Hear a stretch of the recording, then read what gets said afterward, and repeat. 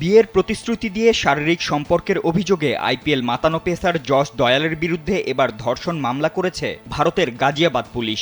গেল মাসে উত্তরপ্রদেশের মুখ্যমন্ত্রীর অনলাইন অভিযোগ পোর্টালের মাধ্যমে রয়্যাল চ্যালেঞ্জার্স বেঙ্গালুরুর এই পেসারের বিরুদ্ধে অভিযোগ তুলেছিলেন ভুক্তভোগী নারী। সেই অভিযোগের ভিত্তিতেই গেল আইপিএলে 15 ম্যাচে 13টি উইকেট শিকার করা 27 বছর বয়সী এই ক্রিকেটারের বিরুদ্ধে এবার মামলা হয়েছে। ওয়ালটন এখন দেশের সীমানা পেরিয়ে পৌঁছে গিয়েছে 50টিরও বেশি দেশে।